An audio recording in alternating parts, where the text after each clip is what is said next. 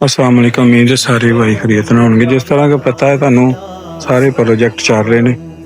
ਜਿਹੜਾ ਗਲੀਆਂ ਚੋਂ ਗੁਜ਼ਰਨਾ ਹੁੰਦਾ ਸੀ ਸਾਡਾ, ਉਹਦੇ ਵਿੱਚ ਹੀ ਮਾਮੂਮਨ ਵੇਖਿਆ ਗਿਆ ਕਿ ਕੁਰਾਨੀ ਔਰਾਕ ਜਿਹੜੇ ਉਹ ਖੰਭਿਆਂ ਨਾਲ ਲਟਕਾਏ ਗਏ ਤੇ ਬਾਹਰ ਨਾਉਜ਼ੁਬਿਲਾ ਨਾਲੀਆਂ 'ਚ ਵੀ ਦੇਖੇ ਨੇ ਗਿਰੇ ਹੋਏ।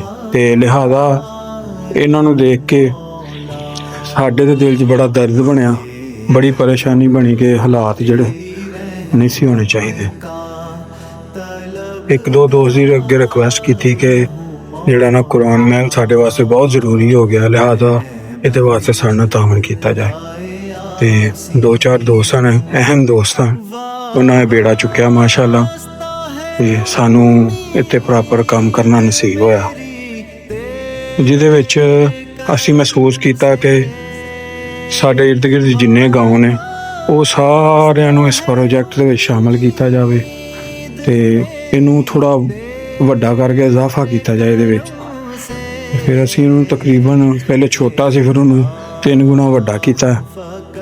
उस तो बाद असी हुण कोशिश करांगे कि इंशाअल्लाह पिंड पिंड जाके मस्जिदां दे विच उत्थों दे लोगां नूं अवेयरनेस दी जाएगी कि तुसीं अपने पिंडां दे विच गैलनां लगावांगे असी इंशाअल्लाह, जिहड़े कुरानी औराक ने उहदे च महफूज होणगे।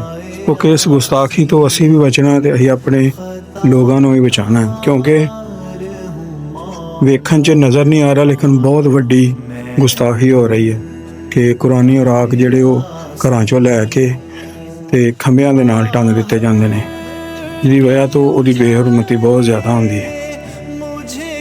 इस वास्ते असी सारी टीम ने रल के इस प्रोजेक्ट नूं शुरू किया। इंशाअल्लाह अद्धा कंप्लीट हो चुका, दूसरा जिहड़ा अद्धा बहुत जल्दी कंप्लीट हो जाएगा। तो जिन्ने मड़ बलोचां दे इर्द गिर्द गाँव ने वो सारिआं दे कोल असी जावांगे फर्दन इंशाअल्लाह, ते अपने कोलों भाइयों दे तावन दे नाल पिंडां दे विच खंभियां दे नाल डब्बे वगैरह लगाए जाणगे, जिहड़े आइंदा इंशाअल्लाह जिन्ना हो सकिया इस काम नूं महफूज किया जाएगा।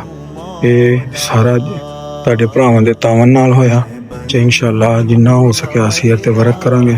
अल्लाह ताला तुहाडा साडा हामी नासर है।